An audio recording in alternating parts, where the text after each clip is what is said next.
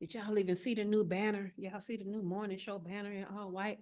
All right, we are live. Let me let this video connect so we can get the link for our community. Let's see if YouTube is going to cooperate today. Oh, no. I don't know why y'all just do me like that, where you don't just give me the link the first time, every time. Okay, let's refresh a couple of times, see if we can get to this link. And then we can give it to our free community to join in the YouTube comments, especially since we're missing a few regulars. But speaking of free community, if you are a solopreneur, entrepreneur that is struggling to get to your first six figures in business, we have a community for you.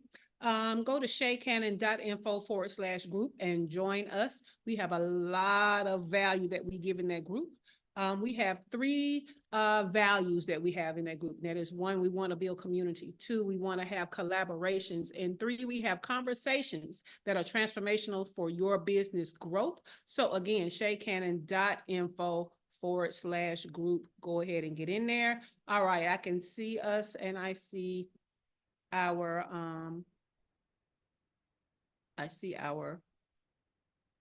comments. All right, let's get started. Good morning. Welcome to Unlock Your First Six Figures Morning Show. I am your host, Shay Cannon. It all starts with a blog, and this week's blog is at shaycannon.com/magic.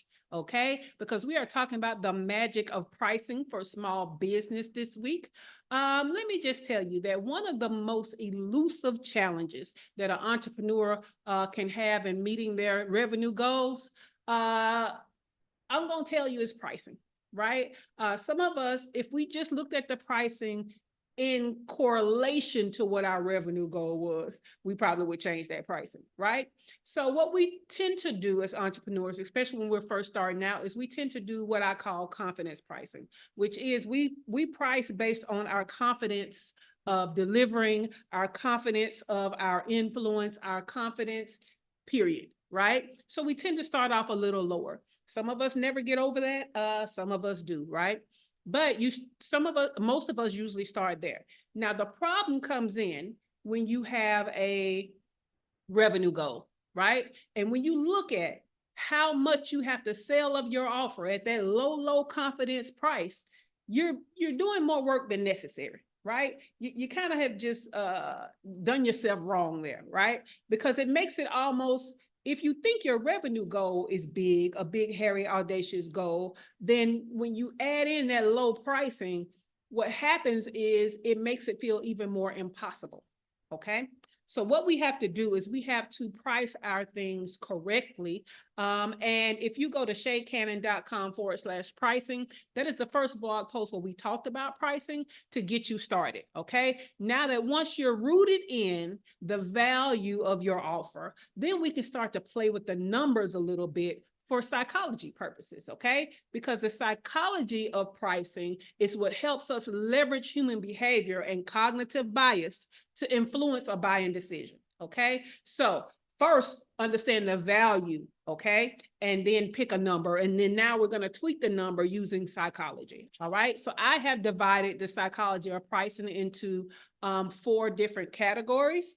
And because this is the morning show, we're going to talk about these categories a little differently than we do in the blog post, okay? So let's get started. This first category is called, I can find it, here we go, perception-based pricing. So this is our first category. I think I have about 5 different pricing strategies in this category, but perception-based pricing is pricing based on what customers perceive, right? So the strategies in this category play with the psychology and the impact of numbers and the presentation of the number and how it influences your ideal client and their perception and their behavior, okay? So this is all about kind of the number of pricing and how that number affects the subconscious of your potential client. So the first strategy within perception-based pricing is going to be charm pricing. Charm, CHARM, in case my Alabama got in the way. So charm pricing. And the definition of charm pricing is setting prices just below a round number. Okay, setting prices just below a round number. So an example of that is instead of $10, we use $9.99. Okay, now when this is the extra, so that part is in the blog, but this is the extra for the morning show, right? Let's talk about when to use it, what it's best for, and give you some real world examples. Okay, so as a service-based business, it's ideal for services that are price sensitive and competitive. Okay, if we know that we out here with our offer, and this offer is kind of the same as other people's, and we're trying to be price sensitive. Okay, so subscription services, hourly consulting rates are great examples of that. Okay, for product-based businesses, this is best for retail and consumer goods where small price differences can influence a buying decision. Okay, categories like electronics and clothing. Now, we gave you, let me see, when to use it and the best use. Let's give some examples. Service-based, a fitness club offering membership for $49.99 rather than $50, right? For some reason in our brain, $49.99 sounds way lower than $50, even though it's just a penny less, right? For product-based, an example would be a retail pricing of a book, right? Instead of we saying $20 for the book, we say $19.99, all right? So that was our charm pricing. Now, need everybody to listen to the pricing because I want to know which one do you think will work best for your main offer. So be listening for it, okay? So that was charm pricing. Number 2 is the psychological pricing. Psychological pricing. And that just means using specific price points believed to have a psychological impact, okay? Believed to have a psychological impact. So when to use it? For service-based businesses, it's effective for recurring services where your service-based clients are paying you regularly. For instance, my retainer clients for my fractional COO service, right? So they're paying regularly for a service. And so there I might want to put a psychological impact, okay? An example of that would be if you sign up for a year, it costs less than if you came one time, right? If they know they can save by signing up for a 12-month commitment, the psychological impact of that is positive for them, okay? Product-based offers, suitable for consumer goods, particularly in competitive markets. But again, it's gonna be those repetitive things that are bought or places they go repeatedly. So in product-based offers, it's best for like supermarket items or beauty products or small gadgets that are bought all the time, okay? Let me give you some real world examples. I kind of gave you a few, but streaming service, okay? A streaming service is what I mean, I'm sorry. A basic plan being $7.99 per month, right? That'll be better than you saying, okay, I can buy the rent or buy the one video for $20 or $30, right? If I get a streaming service where this movie is apt to come up as a part of my subscription, I would rather pay $7.99 a month to have access to a bunch of movies, even if they're a limited time, right? In the grocery store, we know that the grocery store is going to have a better price for water than if we go to the convenience store, than if we go to the gas station, than if we're at like Disney World, right? So almost all those places, the psychological impact should be that if I go to the grocery store, it's cheaper, right? Okay, so that was psychological pricing. Let's go to our third category, odd even pricing, okay? And that's just suggesting that it end in an odd number rather than an even number to influence the perception that it's cheaper, okay? It's kind of like that 99, but it's any odd number. So it's like instead of the $20, it could be $19.95, it could be $19.97, right? It could be $19.93, but it's an odd number rather than an even number. Now, why would we use an odd number over an even number? Because we see the even number as being the higher price. And if we do odd under that even, it seems to be lower, okay? So odd even. So when do we use that? Well, in service-based offers, it's usually good for services where there's a small difference in price, but that difference can make it seem more affordable, okay? So personal training sessions, beauty treatments are examples, but you can use it for anything, right? I love the number 7. I don't know why I'm so drawn to 7, but I love 7. So those of you that even the workshop coming up, right? That workshop is $147 for the general public. It's $97 for our community. When our community uses their discount code, it's $47 for our membership. That is the productivity membership, and it's $0 for my higher tier coaching programs. But I love 7s, right? And what it does is it definitely kind of like the 99 makes it seem lower than the even number. But because 99 has been around so long, sometimes the brain can still associate that $19.99 with the $20, right? So I like to go odd number under 99, okay? Let's see, for product-based businesses, it's best for mid-range to high-end products where the price points can subtly suggest quality and value. They tend to use it in like home appliances and even fashion items, okay? So real world example, getting a haircut for $29.95, okay, instead of $29.99. Or buying a piece of clothing, a nice pair of jeans, instead of the $50 or the $49.99, you can get it for $49.93, $49.95. Okay. Let's go to the next strategy. It is prestige pricing.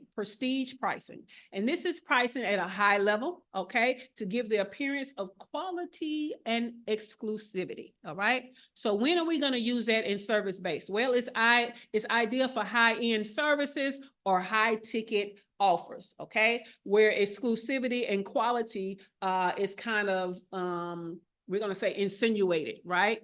And you're going to use key selling points for that type of stuff to help with the pricing. But examples would be luxury consulting or high-end consulting, high-ticket consulting, white glove services, right? Where you go way beyond basic. So that would be your prestige pricing. Product-based offers. This is going to be luxury goods and premium products, designer brands, premium electronics, that type of thing. Now, we already know, I gave you some examples, but more examples would be in service would be like luxury travel packages. I talked to Shawana Mack this morning. I think they either may still be in Spain or they may just haven't gotten back from Spain. So luxury travel is a higher end travel than just travel, right? We know that it spans the spectrum of like backpacking and hostels, right? To just, you might even send your luggage ahead of you. You don't even deal with the luggage and you get there and everything's laid out, that kind of thing. So travel, luxury travel. Our last pricing strategy is called price perception, okay? And that's shaping how the customer perceives pricing by emphasizing value, discounts, and savings, okay? Value, discounts, and savings. So let's go to when to use it for service-based offers. So we should use this every time, y'all. This is where you guys go to the sales page and you see what the value is of a certain thing versus how much they're charging you for that certain thing, right? This is where those pricing charts come in, the pricing tables come in to show you all of this stuff. So it's useful for showing the value versus what you're paying. It's useful for showing how much others have paid in the past versus what you're paying, how much it usually is versus how much you're paying now. All of those things are price perception, and it's all about comparison. Okay, it's all about comparison. Same thing with products. Basically, what you're doing is you're showing the discount or you're showing the savings. Walmart is very good at that with showing how they slash the price, right? So us service-based businesses can do it also. Another trick within price perception is when we bundle services or we give bulk products, right? So you can bundle a service, you can bundle a product, and that's where you can see that price perception where they're saying, basically, if you buy these individual, you pay this much, but if you buy this bundle, you pay this much, okay? So again, you got that comparison. Now let's go back through without all the extra. You got charm pricing, You got psychological pricing, you have odd, even pricing, you have prestige pricing, and you have price perception. Again, this week's blog is at shaycannon.com/magic, because we're talking about the magic of pricing for small businesses. All right. So let's get into it with our in-studio guests. I'm going to start with Dewana. Dewana, which of these pricing models do you see working best for you from today's category? Let's see if Dewana can stop planking and unmic for us. Good morning. Good morning. It was number 2, and I can't remember what you said, but I just know that was it. What was number 2? Okay. Psychological pricing. And so that was, what was it? It was using specific price points believed to have a psychological impact. Yeah. So, So, and what I do, and my clients come in and they know, I have it all set up, but I really don't get any pushback on my pricing. So that's the one that works best for me. Love it. I love it. So I have a surprise for y'all too, by the way. And you'll get it in the show notes, but I have a chat GPT prompt for y'all to help y'all figure out what may be best. Like, we're going to get Chatster, my boyfriend, to help y'all, right? Y'all know I like to share. So the prompt for this week is going to be, my offer includes, and you're going to put in your offer's features. It helps, and you're going to include who your ideal client is. To stop, you're going to input the problem. By, input the solution. To, insert the transformation, right? So we're teaching it who it is, right? And then we're going to say which psychology of pricing would fit best to create a compelling offer and quicken the buying decision. And you're going to insert the whole blog post worth of strategies and let ChatGPT give you some options. I think that'll help y'all, right? So right now, I don't want you to rely on what we're talking about right now. I just want you to start thinking, but I'm giving you a prompt that's going to help you to get that done. And it's going to be in the show notes along with all the extra stuff we included with the examples, when to use it and when it's best for. All right, cool beans. Dr. Tachi, which one of the 5 do you think would work best for an offer that you would put out there? Charm pricing. Charm pricing. I love it. Why did you pick charm pricing over the others? Because I like the word charm pricing. Okay. No, I'm kidding. But I do like it. How charming. Well, so when it comes to different things, it's observed. It's observation that, the psychology of people is like, oh, this is closer to $9 than it is to $10. When you say $9.97 or whatever, people, I'm one that will be like, that's just 3 cents away from whatever, but obviously many people don't do that. So I'm thinking when it comes to products / services that, eventually we would provide, I think that charm pricing would work well. I like that. I like that. Cool. I love how you're always thinking about how you can expand the network, how you can monetize it more. I love that. So thank you, Dr. Tachi. All right, Dr. Toya, which one of these pricing strategies do you feel like you'll start using more? Good morning. I think I use them all, but my primary, like how I actually price them, are based on the energy of numbers. And I think because my work is geared to people who are in that field and in that realm, that resonates, right? So it's like 1111, 777. So I use that. But it also includes, right? I don't make it a whole number, that type of thing. So I think they go together. It does. It does. I love that. Do you want to tell people more about the energy of numbers, or do you want them to contact you to learn more about energy of numbers? We'll do both. I think we've heard of angel numbers, right? Yes. But I don't think that people know what that is. So how about we just tell them what the energy, like the definition of it and the impact of it, rather than helping them to price it as such. How about that? Yeah. So each number basically carries a frequency and it has its own vibration or its own intention, so to speak. So each number carries its own intention. And so when we're thinking about our offers and what we're trying to do, like the goal of what we're trying to do. So if my goal is to help people manifest or to bring that in, then the energy of a number that I want to use is going to be a number that's automatically in correlation with that. So my idea is to not go against the natural law of numbers, but to use the natural laws to help me come in alignment. So each number has its own frequency. That's the easiest way to say it.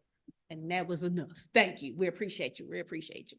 All right. And if y'all want to know more about that, you need to go, hey, you need to get with Dr. Toya. I cannot help you with that.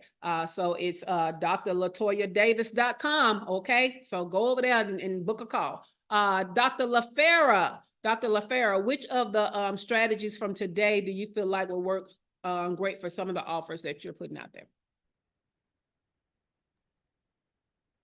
Well, and I think I've always been taught, like the one with the psychology, the 9-9 or 9-7, and that's the one that I would be using. Because I'm not selling super high ticket for the course. So that'd be like 9-9 and 9-7. When I do speaking though, and when I do like larger ticket stuff like consulting, I always do the I guess I do a charm pricing or maybe it's the prestige pricing, because I always just end it in like a 0. I don't worry about that. Me too. You're correct. So when I do speaking or when I do let's say corporate or any big entity, yeah, I use prestige pricing. So even if something similar would be done in my entrepreneurial realm where I would use like a 7 or a 9 or a 5, if that same thing is to a large entity, I use round numbers. Just because I know that that's what they're used to. You start getting into the 99 with them, they start looking at you crazy, like, what is this, Walmart? But yeah, so I like that because I do the same thing. Let's see here. So if you go over to, let me see if I can get this open, because I know a lot of you, I started this off with, like, once you understand how your pricing should kind of go, then is when we start pulling in the magic of pricing or the psychology of pricing, right? We don't start there. We start with what is the value of what we're offering, right? And then we apply the proper strategy of pricing or the psychology of pricing to a number we already kind of have. If you go to shakehannon.com/pricing, and I'm going to share my screen. I'm teaching you more about figuring out your value of the pricing first. Okay. So you want to start here, right? So you want to start with, have you done your research on what competitors are pricing? What's a part of their offer that's not a part of yours? What's a part of your offer that's not a part of theirs? Are y'all looking at the right thing? Because y'all know I'm good for showing my little boyfriend on the screen. Are y'all looking at the blog post, or are y'all looking at an Italian man that's just fine as hell? Blog post. Okay, thank you, Jesus. Okay, because y'all know I'll just be talking and y'all will be looking at him. I'll share chatting with you, but I'm not going to share him. Okay, so anyway, so you want to look at, what your audience is used to paying, what your audience expects to pay, what is the what we'll call the threshold of what they would pay, and what are the things that stretch that threshold, right? You want to look at, again, we talked about what's included and what's not included, and we want to look at what is the value of the results that you get, right? What is the transformation, and how much is the transformation itself worth? Not what you think you're worth. We're coming out of confidence, right? What is that transformation worth, right? What we know is anything that helps people make more money, people will pay more money for, versus something that will make them feel good. But then it's a lot of stuff that people will, because they don't make a lot of money, they'll buy something, high price that makes them feel good. So you got to figure out where you fit. Okay. Then I talked about the ascension ladder of the offering, right? There's low price, there's mid price, there's high price. So you want to decide where is your main offer on that ladder, and do you have other offers on that ladder, right? And I even gave some common pricing, right? Like new experts, we're talking service, they might charge something like 99 cents, $50, $150 for different things, right? Experts in business, 1 to 3 years, $50, $300, $600. Micro influencer, that's, they're really active in the business. They've been visible 3 to 5 years. That's when they go to like 300, 600, 1200, right? Then when you're an influencer where you've been active in business, highly visible, and a go-to expert, that's when you start getting into the 1200, 5000, 10,000, right? Now, this is just giving you an idea. These numbers didn't come from research as far as, a whole bunch of data. These numbers came from my experience of what I've seen from these particular groups of experts and how they go from like the confidence pricing to knowing they the shit, basically, right? Okay. And so then I give you kind of that range, the low range, the middle range, and the high range. And then we talk about the value, right? We talk about the different type of services that are on the offering ladder, from a one-time pick my brain to group access only to one-on-one access, because the more access someone has to you, the more they should be paying you, okay? Especially the more one-on-one access, that should be top tier, higher ticket. All right, so go to shaycannon.com/pricing, and that will help you kind of get started with the baseline pricing so that you can then come in with the shaycannon.com/magic to sprinkle that magic on your baseline pricing, okay? All right, ladies, does anybody have any questions about the category we've kind of talked about today, which was, I think, perception-based pricing? It is. So, anybody have any questions about it? Anybody have any value adds on it? Dr. Toya already gave us a great value add with the energy of numbers. So feel free to look her up for that. And so I'm going to add Dr. Toya to our show notes today too. I'm going to add her website so that you guys can make a book a consult, because I have something, sorry. What you got, Dr. Tachi? Well, you sparked something today that I need to record some Be More Ers. So this kind of sparked something when it comes to pricing, and it's not to confuse your friendship with someone with what their organization can pay. Oh yes, I love that. It's interesting because, you think about it, because you're trying to, if you're offering services or something for the organization they're working with, they're not paying you directly. It's the organization. And sometimes you're doing things to try and help them out because you know them and you may be friends, but it's like, but that's irrespective of what the organization can pay. So that just came to me that I'm going to record a Be More on that. So thank you. I love that. And also, I'm going to tell you, if you my friend, you better tell me, you better remind me that this is not your money, right? So I expect my friends to remind me that, hey, this ain't coming out my pocket. This is coming from the business. You need to charge what you charge. So yeah, I love that, Dr. Tachi.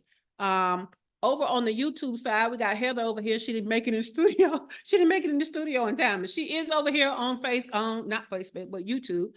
She said, I've been using odd even pricing as well as price perception. Yep, me too, Heather, because some of that kind of runs together. Like the difference in them is very small, right? So like Dr. Toya said, she's basically using a lot of that in addition to the energy of numbers. I think a lot of us are using a lot of that. So when we go to the next category, it's going to look a little different. What you got, Dr. Tachi? I just have a question. So when we talk about pricing, we often hear the 5, the 7, and the 9. Does it work with the even ending? Not really. Because they're using the even as being what is perceived as a higher price, right? And so when we think even, we think top of the ladder. When we think odd, we think under even. That's the psychology of it. You see what I'm saying? So if we say this is $20, we don't say, oh, that's cheaper than $30 or that's cheaper than $50. We look at $20 as the cap. Right? And then so we start looking for stuff that's 19, 17 to beat $20. Does that make sense? It does. I just wondered where that came from, where it wasn't like $9.96 as opposed to, Yeah. I mean, it's I think psychologically it doesn't work as well, is all that is. Right? Oh, okay. Yeah. So think about it. These things that we're using the benefit of the data that big business has done, right? And so it's kind of like it's kind of like when you're testing your brand colors and you ask somebody which shade of green they like, and then you get a vote that is the most for one shade of green. Well, we can say all of it is green, right? But one shade hit them better than the others. And you know what I'm saying? That's what the data showed. And so now, why would we use the data to use the green that most people picked? Right? And so sometimes we don't quite know why they're picking that green, but we know enough to know that most people are picking that green. And because we want to attract most people, then we use that green. Does that make more sense, Dr. Tachi? Absolutely. Thank you. No problem, no problem. Heather says, I'm going to look up the energy of numbers and see if that works too. Yeah, or get a, you know, if you want to save some time, you know, pay a little money and go and get you a consult so that you could go and get what you need from the expert, Dr. Toya. So yeah. But yeah, I mean, look into it, Heather, and then refer to Dr. Toya for more help is what I'll say. But I don't like looking at this stuff that I don't have a reference for. I just try to go to the expert. Anybody else have any questions or any value adds about perception-based pricing? Tomorrow, let's see. I do have a few announcements too, but tomorrow we get into value-based pricing, okay? Value-based pricing. So that's going to feel a little different. Let's go to our announcements. I had two. And that is, so this Wednesday is the workshop, y'all. This Wednesday is the Custom GPTs for Business workshop plus challenge experience. We start the workshop this Wednesday, the 5th, or is it the 6th? It's the 5th. I got it right this time. So go to shaycannon.com/GPT to sign up. Again, general public is $147. Our community, there is a coupon code SIXER, SIXER, all caps, that will take $50 off of that, and you'll pay $97. Our membership in your Slack channel, you have your coupon code that'll make it $47. And then my top tier coaching clients do not pay for workshops. So check it out, check it out, check it out. shaycannon.com/GPT. We're in a new month, y'all. It's June. So our June calendar for our free community is going up later today. And so there will be a new Zoom link starting tomorrow. It should have started today, but I forgot. So look for the featured post of the Zoom link. But what I always try to do is, you know, our regulars, I try to tag you in the new post. So just look out for that later on today. All right. Let me check YouTube, make sure nothing else is going on. Heather said, I will definitely check in with Dr. Toya. She's amazing. I definitely want to work with her in this way. Boom. All right. Last call for alcohol. Anything before we get out of here? Awesome. Studio is closing in 5, 4, 3, 2, 1. Have a great day, everybody.